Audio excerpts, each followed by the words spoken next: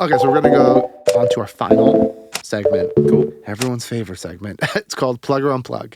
For you and our listeners, I'm going to ask you quick opinions on various plugins, tools, pieces of gear. Okay. You hit me with plug if it's something you're into and you really like. Unplug if it's not for you. And you can say like bypass or make inactive if it's something you've never heard of or you've never used. Okay. I feel like it might be a lot in the bypass mode. That's fine. Dude, everyone says that. And then like, they know stuff. They know stuff. And it's like, I'll just give my 2 cents on it. Okay, cool. Which is perfectly fine. Okay. I'm curious if you use this one because I know, at least with your studio, you were a little bit of a gearhead up until this downsizing. But the Highland Park BG2, their preamp compressor. No, that's a bypass for me. I have not. I feel like you would like it. Okay. It's like this guy, Bryce, he's in Highland Park. He Here? He Cool. like makes these compressors and these preamps. And Okay. they're like, it's been on my buy list forever. Is it like a rack thing or a lunchbox? It's a rack thing. Yeah. Okay, cool. It's like, they're not cheap. They're like $3,000-$4,000. Okay. But Per channel. But every time I've used one and everyone that I know who has one, they're like, it's life changing. It is the one Cool. kind of a thing. They're really, really great. Like really, they're based on like those Altex. Oh, okay. Yeah. This is good to know because even though I've pulled the plug and I've gone down this weird rabbit hole, I'm like slowly starting to assimilate where I'm heading next. And some pre's are at the top of the list. Do you know Eric Palmquist?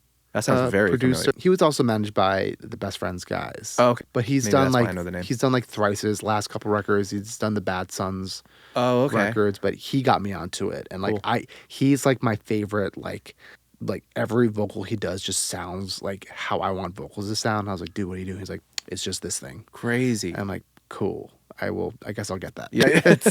He's like, it's that. And then he's like, I'll sometimes throw an 1176 on it. Like, nice. Cool. Next one. Waves SSL, their G-Bus compressor. Yes, plug.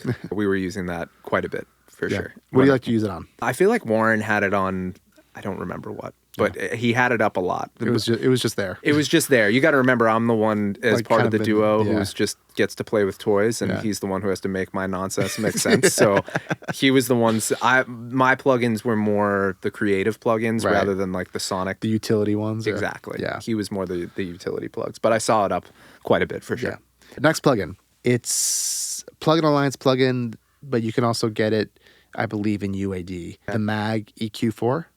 Never used it. No, it's a good one. There is a UAD version of it, I'm almost positive, or the EQ2. But they're known for they have this they call it air or silk. It's like this high end on it that people really like to go for on certain things. Just like a parameter where you can add some top end? Yeah. Okay, cool. It's like, it used to live on my mix bus. It doesn't. And I'll sometimes throw it on a vocal if I'm like, I just need a little bit more of that thing. Yeah, it that does sheen at the top of things. It does it really well. That's what it's known for. That's very It's based off a 500 series unit. Cool.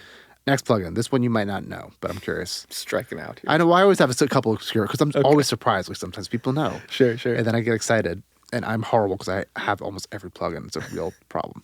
It's research for the podcast. I mean, that makes sense. Right? Yeah, that makes sense. That's what I tell my tax guy. How much did you spend this year? Write it off. This is what I do. Yeah. Soft Tubes Weiss DS. No. Yeah. It's a good one. It's kind of expensive for a de-esser. Okay. But it is the best sounding one. Okay. So I'll usually use it, this is for you and our listeners, I'll use it on a lead vocal a lot of the time. I don't use it on background vocals because it is pretty CPU heavy, but it's when it's like a Pro DS or the Waves de-esser is not doing the thing. Sure. I'll throw that one on. It's oh yeah, now it's there. Gotcha. Do you like the DS at all, or what's your normal go-to? I feel like I'm using, is it Fab Filters DS? Yeah, the Pro DS. Yeah, that's probably what I'm using. Yeah, that's the one. Dude, I'm very simple when it comes to plugins, and guitar pedals are probably the places that I most want just something that works.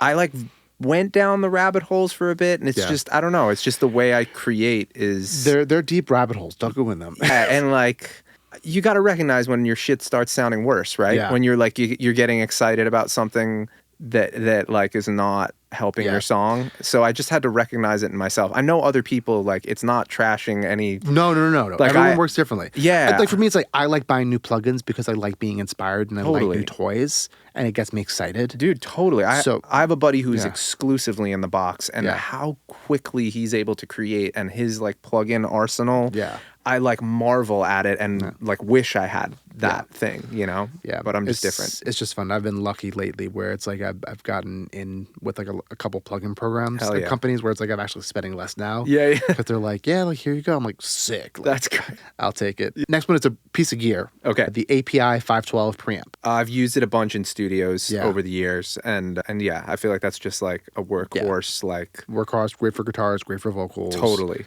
Also, another really great preamp for the SM7.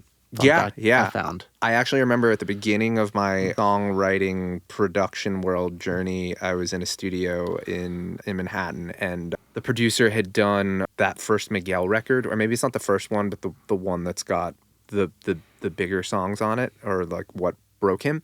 And I really loved the guitar sounds on that record. They're just great. Yeah. And I remember asking him, like, what the hell are you doing? Yeah. And it's just a Strat through an API. Yeah, that's what it Just is. like, really? That's what's doing that? And Yeah, like, it's sometimes it's just like the Strat, the most basic guitar. It's just like it just in a preamp DI. Yep. Like it just does a thing that I'm assuming you're like me. Like I'm an amp guy. Yep. And you get so used to how an amp sounds. And again, it's kind of what I was talking about earlier, where it's like, ooh, that's different. Dude, totally. So I like it. It's the grass is greener thing. Yes. And I even go through it myself. I remember being in Rock World. Yeah. As a kid, you're like, I have to have a tube amp. Yeah. Right? You're like, it's got... of course. I Right. spent too much money on it. And then I like fall in love with Nine Inch Nails and go down that rabbit hole as a teenager and find out that like everything that he did was like, I want everything to sound broken. We're not touching tube amps. We're using Zoom guitar pedals straight into the board. Yep. And I'm like, that's the sound. And that inspired me for like 2 years. I didn't touch a fucking amplifier. I just got it's right there, the JHS. I forget what it's called. It's like the bot. You see the pedal right next to my... On the board? Yeah. Oh, I was looking in the wrong spot. Oh, yes. Oh, the color box. Yep, yeah. Color box. My guitar player who I just played with for my shows, Yeah. I think he's got the color box. Yeah, and it's like kind of do that thing. It's like kind of replicating, like going like right into like a console and driving it, and it's like there's something about it. Yeah, whenever I bring it out in a session, I start playing. Everyone's like, "What the fuck is that?" I'm like, I don't know. It sounds shitty. That's why it's cool, I guess. Yep. Yeah, it's fun. All right, next plugin that I'm going to ask. We ask on every single plug or unplug because we get wildly different answers. Okay. CLA vocals. Right. All right. How do I answer this? I'm going to answer this while plugging another plugin. Great. Okay. UA just recently put out a plugin called Top Line. Top Line's great. And I can edit this out if you want, but I know you and Maris did like the thing for it, right? Exactly. We did the commercial. It's good. It's awesome. When I first, like, because I worked on the commercial for it, they gave me like early access to the plugin, and they were like, mess around with it. You're going to be writing the commercial. And my first thought was like, oh, cool. This is like the new CLA vocals, except it also has a tuning functionality. Like it, and I was like, well, you can't really knock CLA because for years it was what everyone was using. Exactly. You'd end up in rooms where like you'd be shocked that the producer would pull up CLA vocals, especially if you're following him on Instagram and all that. You're like, that's where we're going. That's your vocal size. Like, yeah, man. So like, and I used it as well for a long time, and then I don't know. I haven't touched it in a while because I just had other stuff, like, or got comfortable with other stuff. That's what ends up happening, Yeah, but I don't knock it. And then, when I went to use Top Line, the more I used it, I definitely felt like Top Line has a lot more to offer than CLA. It has significantly more to offer. Totally. But I did like that it reminded me of the feeling of using CLA in its simplicity. Yes. You know what I mean? Like it's a great beginner or singer-songwriter tool. Especially, I mean, to talk about Top Line a little bit, like I just started using it and I was really blown away at like, again, like the efficiency. I've been using it on like ad-libs and I'll just like kind of what you're talking about. I'll just go through the presets just to see if like we get like a happy accident with something. And I'd like, you can't really do that on CLA vocals. Totally. But this because Top Line has so many different options there. Dude. And you can actually go in and like tweak it, in which CLA vocals you can't. Totally. Which, again, could be a good thing sometimes. But totally. I couldn't agree more. it was very interesting because the whole concept of what we did with Maris was like, they called me to make that commercial. Right. I'd never directed a commercial before. Like, that was crazy.